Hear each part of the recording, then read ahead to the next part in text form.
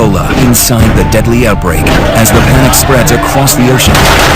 Could a lethal killer hit our shores? We did the test, and I did have Ebola. It's a threat to the world. We're heading into the hot zone with one of the top infectious disease specialists in the world. Dr. Rich Besser takes us on a terrifying journey. It's the gates of hell. We don't touch them. And comes face to face with the disease that shows no mercy. To protect the U.S. is to stop the outbreak. This is the only way to keep entire nations from being reduced to ashes. As this deadly virus spreads across borders, find out how bushmeat from markets in Africa end up smuggled into the United States and can pose a hidden threat here at home. Where did it come from? Why is it spreading? Can anyone stop it? And is there a cure? Ebola inside the deadly outbreak. Somewhere on the other side of the planet, in a hidden corner of a tropical rainforest, a new virus is surely incubating. A pathological killer that could unleash a deadly plague at any time. ABC's chief medical correspondent, Dr. Rich Besser, takes us on a harrowing journey to the heart of darkness. I'm crawling through the dense jungles of Cameroon with a man we call the virus hunter. He's in a race to stop a virus before it can infect human beings. What our work is focused on is understanding what's out there that could potentially harm us as a species. If you think this has nothing to do with you, think again. Inside the bush, animals hold the potential for worldwide danger. These paths are not just local roads, they are a virus's highway. When you see a logging road, what do you think about? I think about the potential for both animals as well as humans with new viruses to get to cities where you have planes, cities where you have boats. So things that happen in Central Africa don't stay in Central Africa. You got it. The bridge from animal to human? It's believed that fruit bats are the main reservoir of Ebola, carriers who don't get ill, but spread the disease to other wild animals. And then to humans, through bushmeat. Raw meat from apes, monkeys, and others killed for food, and who may carry the virus with them. But this meat doesn't always stay in the bush. Poachers sell it on the black market, and it's smuggled around the world, sold to immigrants longing for a taste of home. A few years ago, ABC News correspondent Dan Harris found what seemed to be black market bushmeat in this New York supermarket. How much you sell that one? It's a pound, $20 a pound. $20 a pound, that's too much, man. Yeah, man. I mean, so this seems to indicate that this stuff is not hard to get. We know that it's readily available not just in Queens, but also in parts of Washington, D.C., parts of Minneapolis, St. Paul, other centers around the country. And it's because people have a passion for bushmeat. They want that taste from home. This African immigrant, a mother of 10 named Mamie Monet, was sentenced to 3 years probation for importing crates of monkey meat, which she has said her community consumes to celebrate religious holidays. Are you guys selling bushmeat out of here? No. No? No, bushmeat no. Fish, dried fish, snails. We had an investigator with a hidden camera come in here, and he found what he said was cane rat from Africa. So nothing whatsoever. Bushmeat. Okay. And you're the owner, you say? The CDC says they're concerned. Experts say that meat like this could potentially be teeming with Ebola, or worse, undiscovered viruses carrying unknown threats. That's why Dr. Nathan Wolf's research is critical, searching an animal's blood for tiny microbes, diseases that could grow into lethal pathogens. It's not alarmist. It's happening. The deadly swine flu that killed 18,000 worldwide jumped to humans from pigs, HIV from a monkey, and now Ebola. Ebola is now an epidemic of the likes that we have not seen before. It's spiraling out of control. It is getting worse. It's spreading faster and exponentially. Where Ebola's hit the hardest? Okay? Liberia, the epicenter. Not a lot of flights coming into Monrovia, and those that are coming in, they're screening everybody for Ebola. Surreal, uneasy, in the grips of something awful. Monrovia, Liberia is a capital under siege by the deadliest Ebola outbreak in history. Doctors and relief workers suited up like spacemen make their way through the streets in a race to contain the virus that so far they've been unable to stop. What government wants to do is to find out who are those that are sick so we can treat them. So they basically are checking who can come in and out of West Point. Only people with aid supplies and medical staff can go in and out, and soldiers. ABC News reporter Carrie L. Doe is Liberian-American, and she's been filing reports from a neighborhood here. How many bodies have you picked up today? 11 bodies. Where thousands are under quarantine, she has watched as fear turned to despair, despair to anger, and then pandemonium.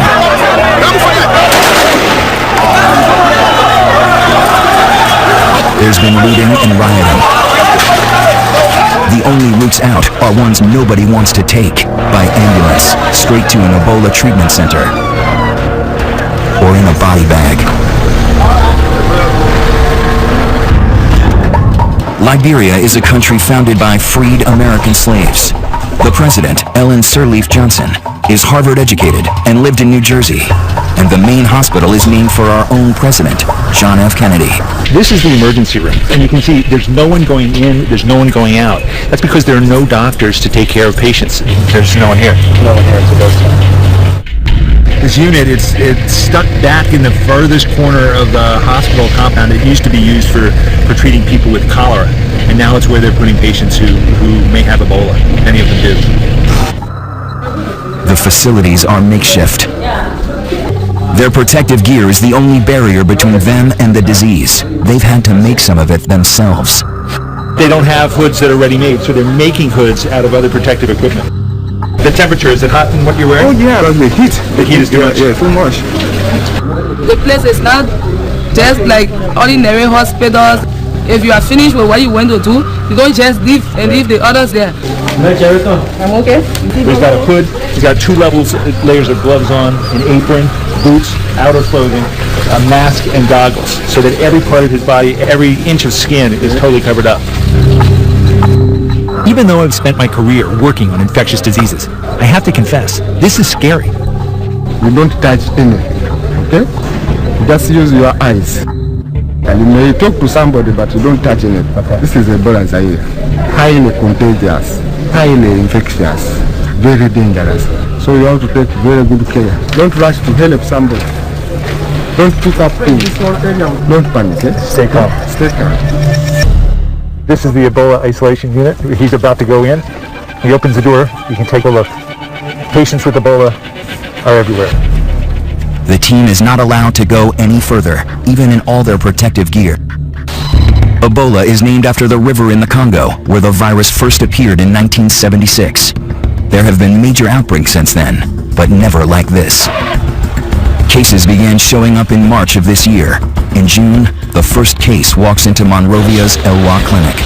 My job in the Ebola unit was to make sure that doctors were suited up properly. At the time, Nancy Wrightball is a Christian missionary from North Carolina with no formal medical training. When doctors went in, I wanted to make sure that they were dressed properly, and when they came out, I wanted to make sure that they had been decontaminated properly. And I felt the weight of that, I can tell you. We've been in Ecuador for 5 years. We were in Zambia for 8 years, and then in Liberia. We've traveled in many places. But they have no idea what they've signed up for this time. As the death toll mounts, Liberian health workers start to fall ill. I had a co-worker who ended up having Ebola and died, and I had trained him for 3 nights. By midsummer, one by one, 8 organizations make the wrenching decision to pull out of Liberia. But the Wrightballs stay. So do Drs. Kent Brantley and John Fankhauser, physicians and fellow missionaries who work at Nancy's clinic. Our hospital is a busy, 45 to 50 patients at any one time, 3 to 5 surgeries, delivering, 4 or 5 babies every day, where we'd see 150 patients a day. So each of us took our turn seeing patients in the clinic as well. So it was very busy, very full, and very clinical. They don't realize they are in the midst of the worst Ebola outbreak in history. The problem? This outbreak has come to such a densely populated place. 2 years ago, there was one in Uganda, across the continent. Back then, Dr. Besser traveled deep into the jungle to rural villages, very far from any city. wrapping up this epidemic is all about going down these roads, finding any possible case. It's really hard work. He and his producer were the only outsiders permitted to travel with the CDC team into the epicenter, with unprecedented access into the wards of suffering. Just try and stay calm. It is quite frightening if you suddenly start to find breathing difficult. Alright, don't touch your masks. That's the words. Okay, good. This time, Besser was allowed to go inside, but it was too dangerous to allow his producer to follow. He went in alone, with only a small camera. I have to say that there are a few things that I've done in medicine that are as nerve-wracking as going into this place. Those are the three who have Ebola.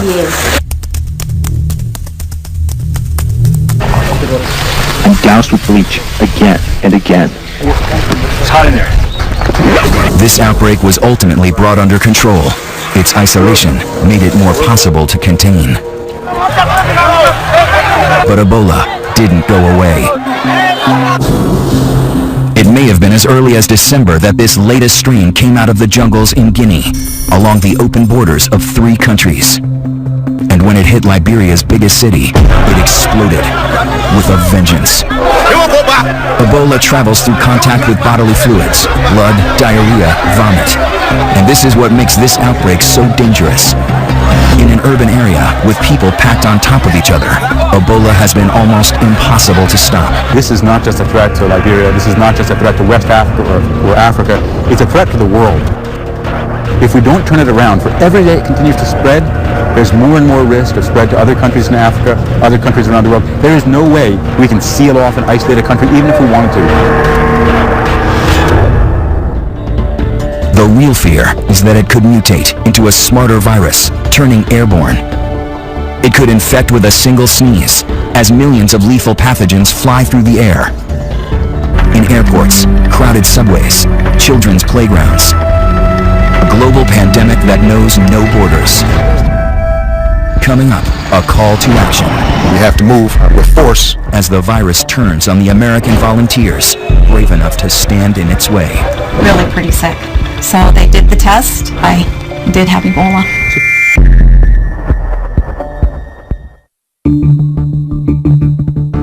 We have to act fast. We have to move with force. And President Obama now sounding the alarm, sending 3,000 U.S. troops and 100 specialists to West Africa, to the front lines of the battle against the deadly Ebola virus. Faced with this outbreak, the world is looking to us, the United States. Joining healthcare workers who have come from all corners of the globe in a race against the clock to beat back the pandemic. Will we see Ebola in America?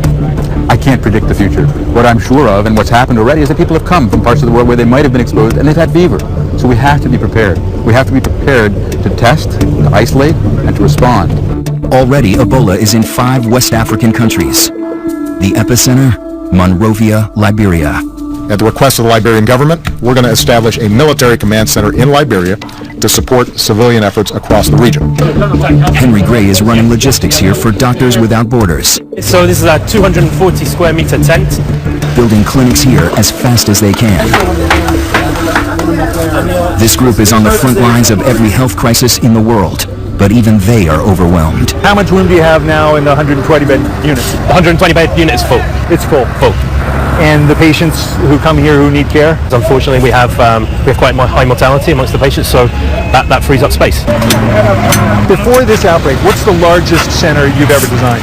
Earlier in this outbreak in West Africa, I think we went up to about 80 beds, but prior to that, around 40 beds. 40 beds? Yeah. And here, 10 times that? 10 times. Is the virus winning?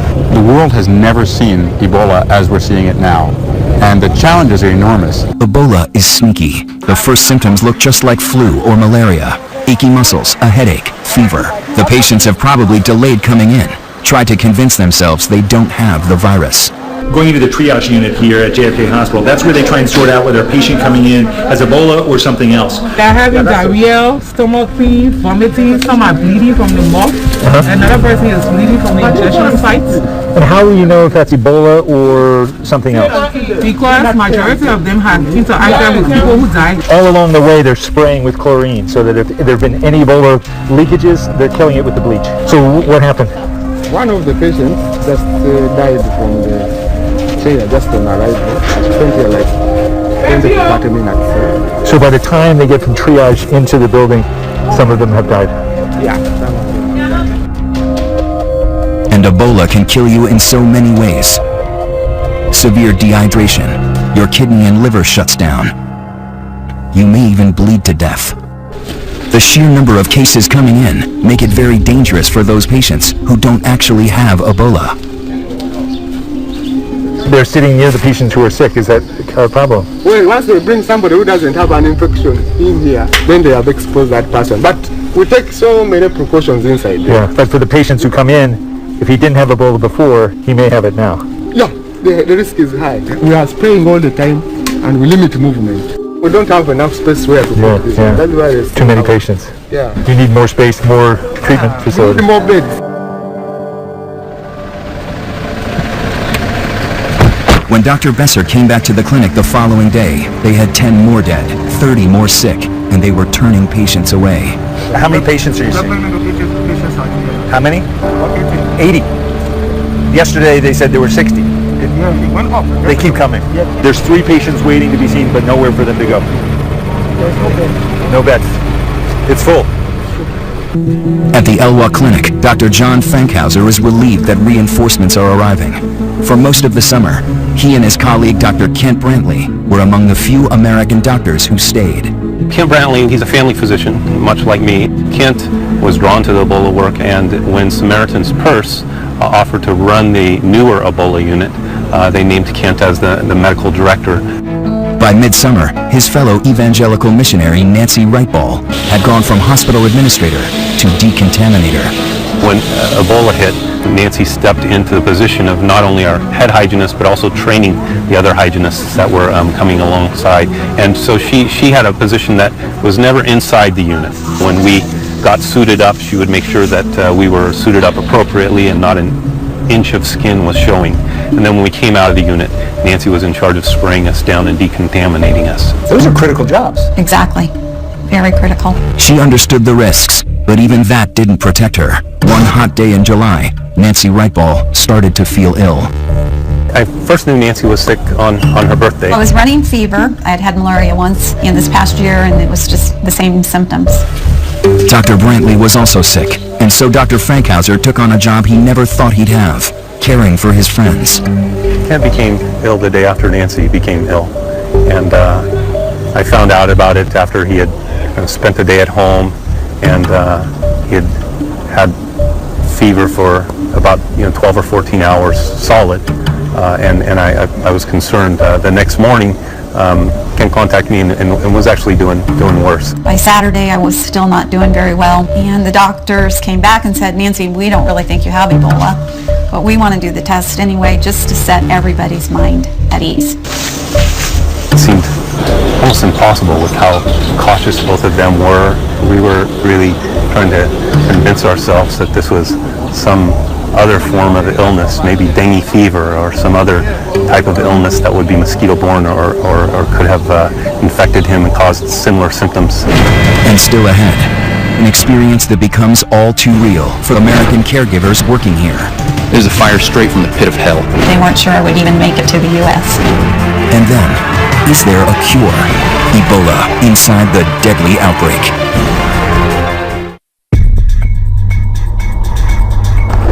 Here in Liberia, in the grips of the deadly Ebola epidemic, even the heroes are scared. Doctors and medical volunteers are vulnerable. In some outbreaks, they account for a quarter of all Ebola deaths. Closed off our program in April of this year. It just wasn't safe. We didn't think that we had the necessary precautions to do it safely. American doctor James Sirleaf is the son of Liberian President Ellen Johnson Sirleaf. He left his practice in Georgia to help with the crisis, only to find panic and chaos. The NGO community has mostly left. Yeah. We had to pull our physicians. We can't risk. These people are not Ebola-trained doctors. It's just not safe to have them here. While others pulled out, many of those who stayed were missionaries. And by early August, Americans Dr. Kent Brantley and Nancy Wrightball had serious symptoms. How do you tell the love of your life that they've contracted a deadly disease and that there's, a chance, a great chance that she might not survive? It fell to Nancy's husband David to deliver the diagnosis.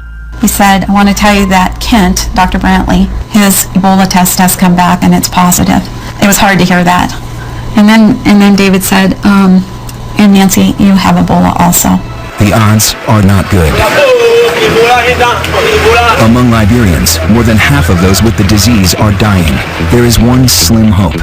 A new drug called ZMapp still being tested on monkeys. Dr. Brantley is the first human patient. Their charities hire a plane to transport them home over 4,000 miles in a specialized medical isolation pod, sealed to protect everyone on board. When I got on the flight in Liberia, I wondered if I would ever see David again. We felt like it was pretty critical. I don't remember much of the flight at all. Pretty dehydrated, really pretty sick. They weren't sure I would even make it to the U.S. They are taken to Emory University in Atlanta, a different medical universe. One of 4 high-tech centers in the country designed to handle the most deadly and contagious diseases.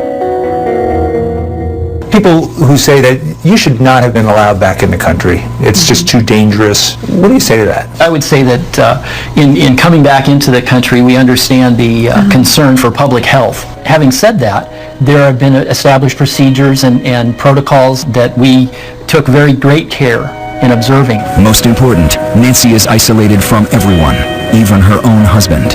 It's a really lonely place to be. We put our hands on the glass and I told her again, she's the most beautiful woman I know. It's her family and faith that got her through. I think one of the scripture, it's a psalm that so many people know, that the Lord is my shepherd. And yea, though I walk through the valley of the shadow of death, I will fear no evil. Some Americans say that you had no business being over there. It's too risky. We went to serve, but when you go to serve, you count the cost, but you lay it down. You lay down those fears, you lay down what you think might happen. Then, finally, the news that both the Wright-Balls and Kent Brantley have been praying for. They are virus-free. Today is a miraculous day. I am thrilled to be alive, to be well, and to be reunited with my family. But still ahead, what awaits American troops as they head for the hot zone? Panic in the streets. And can they help Ebola's youngest victims?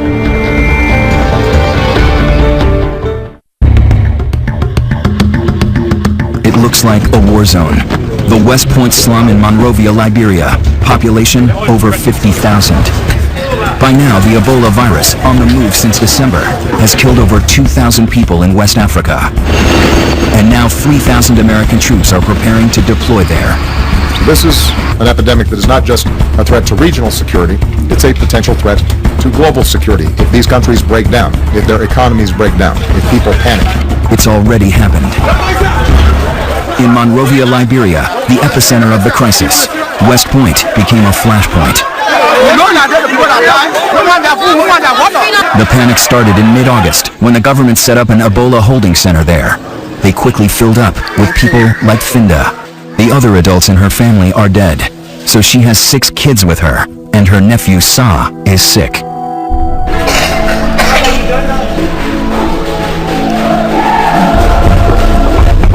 Why are you laying down?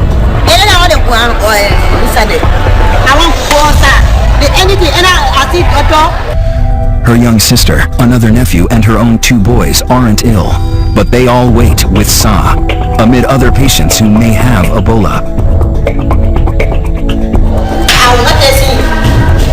You an hour? Touch him. Why? Because it's safe. And then what I can in my hand.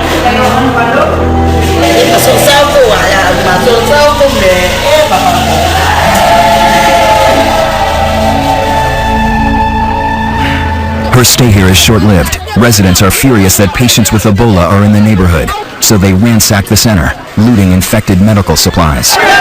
2 days later, the government puts the entire community under quarantine. But the rioting and looting continue.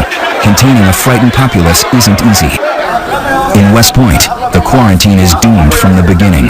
There where the stream of crosses, that's where people cannot go past. That's the quarantine line. Yes. And the idea is that the germs will stay on that side of the line. I guess so. That's just absurd.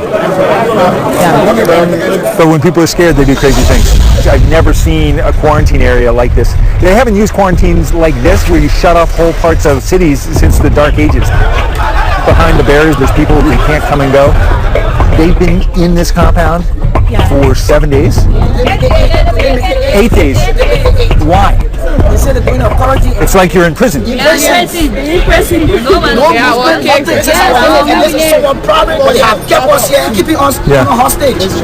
For some, no food, little water, and no power.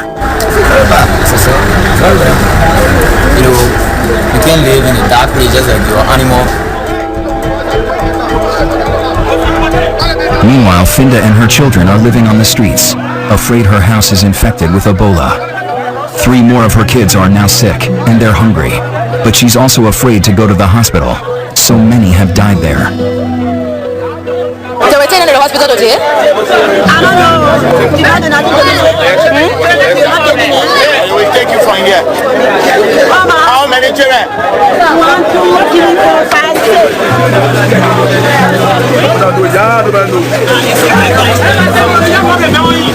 Like it or not, like so many others, she is forced to go.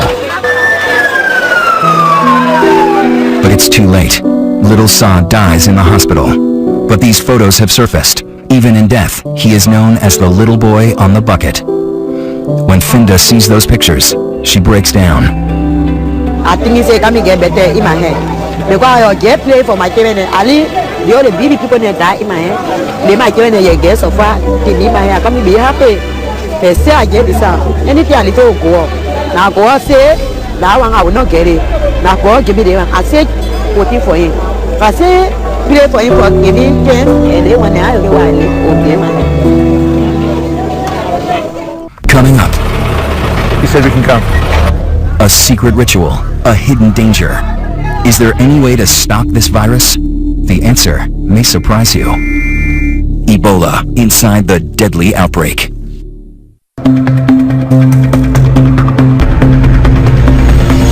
I never thought I'd be in pursuit of death. We're chasing one of the burial teams that's been put in place to properly dispose of people who die from Ebola. But in Monrovia, Liberia, Ebola is spreading uncontrollably. One of the main ways Ebola is spreading in West Africa is through burial practices, the ritual cleaning, the other things that are done around burial. If they can't change that, the feeling is there's no way to control Ebola in West Africa.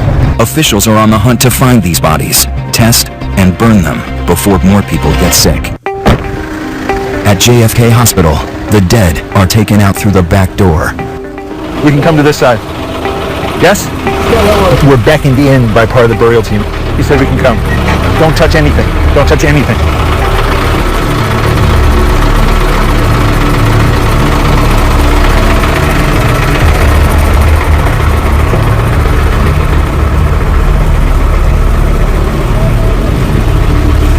How many bodies are there? 9. 9? 9. They've already collected 9 people who've died from Ebola.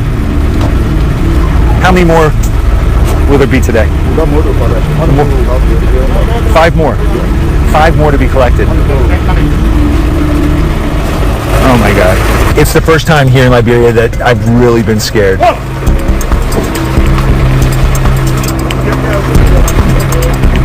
This is incredible. You know, seeing a truck cart away 10 bodies of people who died from Ebola, it's the gates of hell going into that treatment ward and knowing that the odds are you're going to come out in a body bag.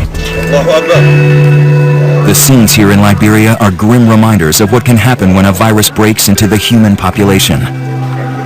We are all social creatures, care for our sick, wash and bury our dead. And that is in the end what makes human beings so vulnerable to Ebola. It's why one of the biggest problems here in Monrovia are burials. Bodies may be covered with viral particles that can infect any who touch them. Funerals are a common source of Ebola's spread. ABC News producer Carrie Eldo was with a burial team as they attempted to recover a body from a grieving family who doesn't want to part with it. Why do you want to bury the body today? Because the man is a Muslim man. So what bury the body today? What do I say bury? What bury the man today? Even say the people can go out to bury the body in our place. It's not anything. But what bury the man today? But what if he does have it? What if he did have Ebola? The man don't have Ebola. The bodies are packed up, never to be seen again. This is where they end up, a pile of ashes, beside the next bodies ready to be burned. Sometimes the bodies are taken before they're even tested. It leads to mass denial that loved ones ever had the disease. Families so desperate to bury their own that we catch a secret one about to take place to avoid the government carting the body away. Where were you all taking the body? The boys were caught by vigilant neighbors, disgusted that they might spread the disease in the neighborhood, an unforgivable crime. That thing is very, very terrible. For you sitting in a car with that body, it's terrible. They brought all the Ebola for us. They put in the community straight away, y'all. Precisely what these body collectors are trying to avoid. We're following this blue truck. It's got the head of the burial team. He got word that in one house in this village, 5 people died from Ebola. It's a race against time. Every second those bodies linger, the greater the chance of someone else getting infected. The community here says that the 2 people in this house did not die from Ebola, so they're not letting the burial team in. Elwa. How many bodies are in Elwa? Elwa, 8 there, yes. The burial team is pulling out. They're going to the next hospital where there are many bodies, many people who have died from Ebola. A grim task with no end in sight, no shortage of bodies. When we come back, can the virus come to our shores?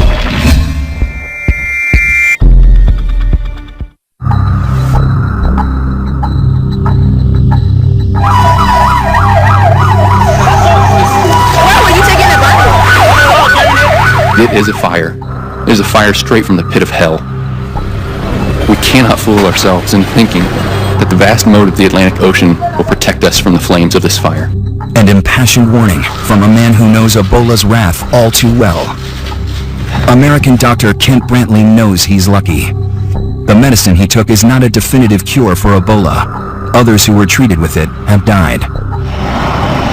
And as the U.S. puts boots on the ground in West Africa, cases there double every 3 weeks. An already very weak public health system is near collapse in these countries. Patients are being turned away, and people are literally dying in the streets. And it's a struggle to keep infected patients quarantined. This video captures hospital workers trying to subdue a man who ran away from the Ebola ward. Even one case undetected can wreak havoc. A few weeks ago, a Nigerian diplomat with Ebola slipped out of his quarantine and fled to the global oil hub of Port Harcourt, where hundreds of workers from all over the world live. He was secretly treated by a local doctor in a hotel room. That doctor died of Ebola, but not before treating dozens of patients that could have infected others. Now, more than 200 people are being monitored for the virus, leaving all of Nigeria at risk. This matters big, not just for Americans, for everyone in the world.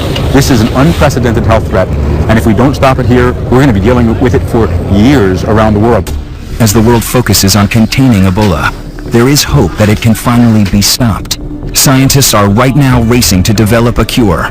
The NIH is testing a new vaccine, while Japanese researchers say they've developed a method to detect Ebola in just 30 minutes. And the latest breakthrough, doctors in Nebraska have injected Dr. Rick Sacra with antibodies from his colleague Kent Brantley's blood, and he seems to be responding. The best way to protect the U.S. is to stop the outbreak in West Africa. What can be done to save the lives of people who already have Ebola? We give them the best. There are some who are doing well, like I can call you Roma. Now, there are some who overcome it, like this guy. How are you, my dear? Hello. Come here. How are you? Cross the water here. Yeah. How are you doing? You have been here for how long? How many days? 1 week, 1 day today. 1 week, 1 day? Yes. And how do you feel today? I'm okay. Jumping. And when will you go home? I want to go home today. Today? Yes. What do they say? When can you go home? And? When can you go home? When? Now. And a joyful homecoming for Liberian Dr. Philip Ireland. who contracted Ebola after bravely treating so many in his native country. You've survived Ebola? Yep. I've been through hell. Okay, I've seen death, and I walked through the valley of the shadow of death, and just to see the sun and to see the trees and to see my children, my wife, and just to be with them.